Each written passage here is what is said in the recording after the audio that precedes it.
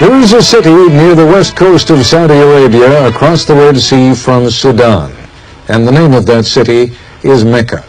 5 times every day, no matter where in the world they are, devout Muslims face in the direction of Mecca to say their prayers. More than 5 million of those Muslims live among us here in the United States. More American Muslims than Jews. Throughout the world, there are more Muslims than Roman Catholics. And if you were inclined to believe that most Muslims are Arabs, you would be wrong. By far the largest number of Muslims come from outside the Middle East. Over 150 million from Indonesia alone. At least once in his or her lifetime, every Muslim is expected to make the pilgrimage, or Hajj, to Mecca. This is the time of year, between the 7th and 12th days of the last month of the Islamic year, when the Hajj is made. Usually, somewhere in the neighborhood of 2 million Muslims come to Mecca each year at this time. And the Saudi government routinely makes pictures of the Hajj available around the world. But for an American reporter to have access to Mecca and the Hajj, he would need to be a Muslim. Which is why we turn to Michael Wolff to take us where no non-Muslim has ever been. Islam means acknowledging the oneness of God, surrendering to it, cooperating with the way things are. I am a Muslim. I revere the same God as my Christian mother and my Jewish father. Allah is simply the Arabic word for the God of Abraham, Moses, and Jesus. I find the absence of priests and rabbis attractive. Being a Muslim, God is as near as the veins in my neck. This directness is most apparent on the pilgrimage. You embrace your religion, you take part in a spiritual drama, very public and very personal all at once. The Hajj begins at one of 5 stations specified by the Prophet Muhammad. Here we enter the state of ritual purity called Ihram. For men, the required dress of the Hajj is 2 unstitched lengths of white cotton cloth and a pair of sandals. Women traditionally wear plain forms of their usual dress. The garments are a symbol. The person who wears them agrees not to harm plants and animals or fellow pilgrims. No arguments, no violence. We agree to keep the peace. The garments are a great leveler, too. Who can tell rich from poor? They're hard to get used to at first because, in a way, they put an end to my everyday identity. I set aside what I thought made me special.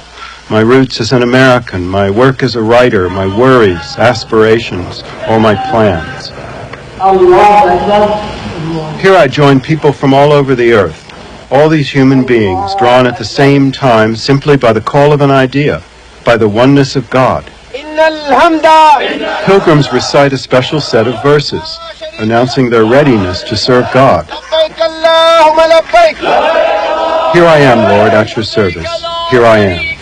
You have no equal. I am here.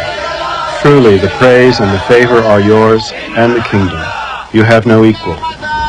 As we all approach Mecca, that long-imagined city, there is a little uncertainty. What will it really be like? Will I perform the Hajj without error? Will it be acceptable to God? To preserve its sanctity and protect pilgrims, the sacred territory around Mecca is forbidden to all but Muslims. It lies hidden in the mountains 50 miles from the Red Sea, a modern city of 1.2 million people. Oh, there's the minaret. This is the center of the Muslim world. There are people from everywhere. I'm from Nigeria, from Islamabad. From Egypt. Indonesia. Morocco. From Palestine. China. Bangladesh. Japan. And the United States. I meet a group of American servicemen, Muslims, many of them veterans of the Gulf War 6 years ago. Here in Mecca, that conflict seems so distant. Islam showed me that all mankind could be together. So when I see another brother, as soon as I meet these brothers on the way, I love them at first for the sake of Allah. This is something that America can learn from this situation, from this religious experience, that all of mankind can get along. We have left daily life behind and come to a place hardly belonging to this world, a place filled by the almost tangible presence of God. أشهد أن محمدًا رسول الله. All their lives in mosques around the world, Muslims have formed into straight rows to face the Kaaba. Now, and only in Mecca, these prayer lines become circular. سمع الله لمن حمده. This is the sacred Kaaba, the house of God first built by Abraham. It is the symbol of God's oneness. The verses embroidered in gold are from the Quran. Behold, the first temple ever set up for mankind, rich in blessings, a source of guidance for the world, full of clear messages. And anyone who comes here finds inner peace. I feel like I see all my brothers in rainbow colors, but they are all Muslims. And I'm proud to see them. And I stand shoulder to shoulder with them. In the year 610, on the tallest mountain above Mecca, the Prophet Muhammad received the first verses of the Quran. By the time of the Prophet's death, Islam reached well beyond Mecca into the greater Middle East. A vast majority of the world's Muslims, 80%, now live outside the Middle East. There are more than 5 million in the U.S. Walking around the block in Mecca is a walk around the world. I step out the door and for 15 yards I'm in Indonesia. Down the street, past a couple of stores, and it's Africa. Pakistan is just around the corner. Look, here's Bangladesh. Where I live, most people think of prayer as a private affair reserved for the bedside, the graveside, the Sunday service. For a Muslim, when the hour arrives, the whole world turns into a mosque, including this crowded market. We hear the call and lay out our carpets. I borrow one from a bookstore owner.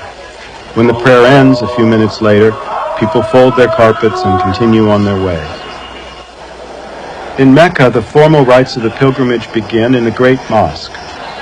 The first obligation is to circle 7 times around the Kaaba, following the direction of the earth around the sun. We surround the foundations of our religion. This is a form of prayer, an expression of our desire to put God at the center of our lives. Each circuit begins and ends at the Black Stone, the symbolic cornerstone of Islam, the only remnant of Abraham's original building. After 7 circuits, I go downstairs to drink from the Zamzam well. Without the water from this well, Mecca could never have existed. In the second obligation, we reenact an ancient family drama, the story of a mother and son abandoned in a desert. Here, Hagar ran 7 times back and forth between the hills of Safa and Marwa in a desperate search for water. Finally, the Zamzam well was revealed to her by God. The story dramatizes God's compassion for those in need, a reminder never to give up hope, to keep moving in the direction of salvation. There are some 2 million of us here. So many of us have come from so far away, all sharing in one purpose, all offering our pilgrimage to God.